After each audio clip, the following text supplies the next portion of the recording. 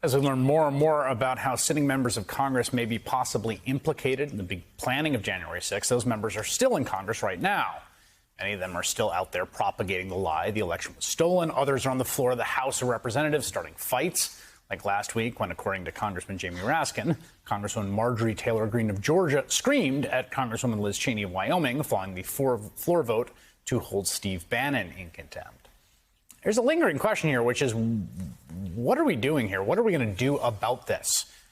Yesterday, Congresswoman Alexandria Ocasio-Cortez suggested that, quote, any member of Congress who helped plot a terrorist attack on our nation's capital must be expelled. There is a resolution in Congress to investigate and expel members who helped incite the insurrection. It has 54 co-sponsors, including our next guest.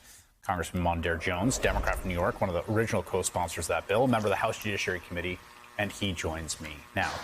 It's good to have you, Congressman. I think there's a kind of key distinction. I don't want to slice this too thin, but worth talking about. Congresswoman Alexandria Ocasio-Cortez uses planning, I think, in that tweet.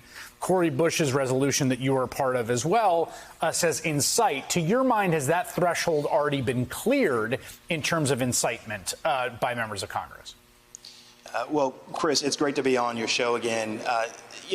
There is a fine point, and I think that's why it's so important to conduct the investigation that Cori Bush and so many of other my colleagues, including myself, called for earlier this year. I appreciate the reporting done by Rolling Stone. Obviously, there needs to be further investigation.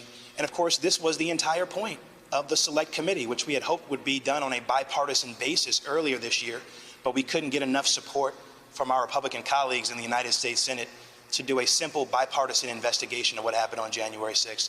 And so that's why you're seeing Democrats lead the way, issue subpoenas that are uncovering day by day the kind of information that we are seeing reported in Rolling Stone.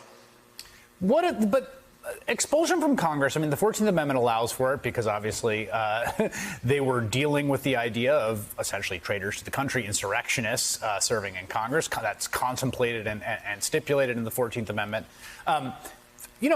Expulsion from Congress is obviously an incredibly dramatic step. It's been contested before the Supreme Court. Take me through your thinking about what that threshold should be. How seriously should we think about that as a remedy? We should think about it very seriously. Let's be clear. January 6th was an attempt to overthrow the federal government, to stop the certification of that free and fair presidential election last November.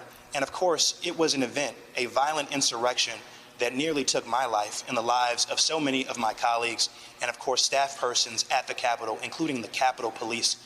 So we've got to make sure that we take this very seriously. I realize that it's been a few months since it happened, but it is no less serious today than it was on January 6th itself. And what we are learning through this investigation by the Select Committee and increasingly through public reporting on that investigation is that the folks who tried to kill us on January 6th came dangerously close to doing so, of course, but also came dangerously close to overthrowing the federal government. Expulsion has to be on the table. It is one of the most severe consequences, if not the most severe consequence, that Congress can engage in. And it is, I think, appropriate in such an instance. What is the temperature of Capitol Hill right now on this question? I've been interviewing members of Congress, and it was so raw after January 6th. There were the sort of fracas over the metal detectors on the floor, and there was, these sort of incidents, these kind of world wrestling incidents by certain members of the Republican caucus, particularly confronting members. What are things like there now as this, of course, hangs over all your interactions? The fact is, Chris, it's been a tense environment for the duration of this year. Many of us, as your earlier guest noted, have been suspicious of our Republican colleagues who we know from their public statements and general behavior were at a minimum supportive of what happened on January 6th. The question is, in what ways did they provide support? Did they indeed plan or help plan that violent insurrection? And so I think that's why you're seeing a lot of folks say, we would not be surprised if this reporting by Rolling Stone turned out to be true. And it's why the Select Committee has to continue to do its important work. We've got to get to the bottom of this to ensure that it never happens again.